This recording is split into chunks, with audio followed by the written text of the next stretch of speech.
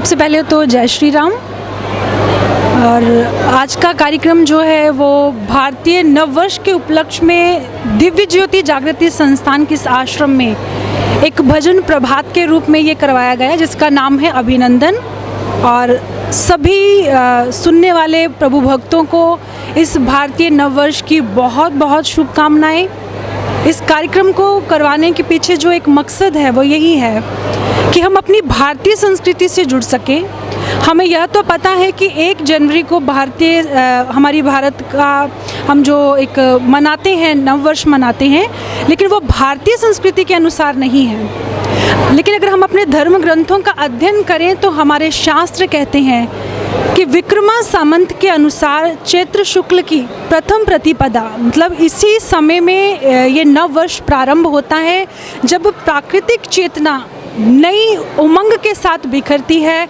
हर और बसंती मौसम होता है, नव पल्लव नव पुष्पित वृक्ष दिखाई देते हैं। इसके पीछे जो सांस्कृतिक अगर हम देखें तो हमारे पूरी आर्यावर्त भूमि पर बहुत से ऐसे त्यौहार हैं जो इसी नव वर्ष के साथ प्रारंभ होते हैं, चाहे वो नौरोज़ हो, गुड़ी पड़वा हो, नवरात्रि हो, नव वर्ष हो।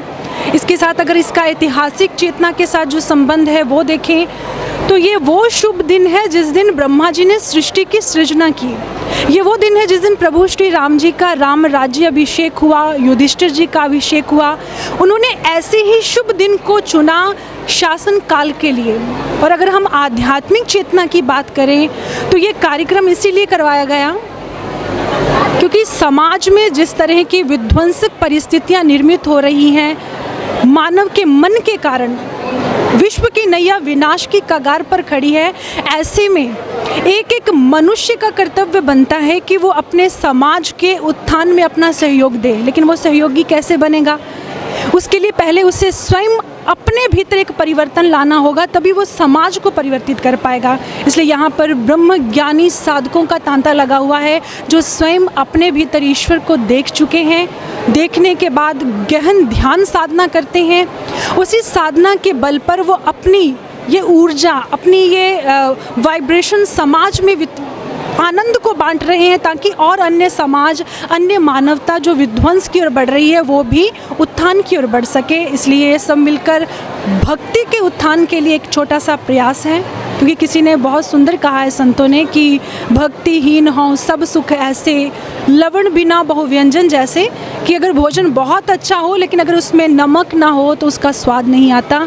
जीवन में चाहे सारी उपलब्धियां हों लेकिन अगर भक्ति नहीं है तो जीवन में आनंद नहीं है, जीवन में संतुष्टि नहीं है। इसलिए ज़रूरी है ये कार्यक्रम भक्तिमय है, भक्ति के साथ जोड़ने के लिए है, ताकि संसार का, समाज का कल्याण हो सके भक्तिमय होकर। इस कार्यक्रम के ज़रिए आप आने वाली जनरेशन को क्या मैसेज देना चाहते हैं? इस कार्यक्रम में आने वाली जनरेशन को यही संदेश देना चाहूँगी कि वो स्वयं भी अपनी भारतीय संस्कृति के साथ जुड़े, अपने संस्कारों के साथ जुड़े।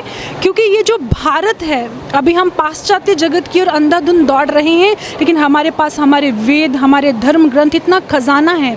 अगर हम उनका अध्ययन करें, उनके अनुसार हम ज्ञान को प्राप्त करें, अध्यात्म पथ पर बढ़ें, तो हम जान पाएंगे कि जो भारत है उसके पास ज्ञान का खजाना है। हम निर्धन नहीं हैं, हमें बाहर नहीं दौड़ना, बल्कि हमने अपने ही राष्ट्र में रहकर उस धन को, उस अध्यात्म धन को एकत्र करना है। उसके पश्चात खुद का उत्थान करना है और विश्व उत्थान के लिए अपना सहयोग देना है।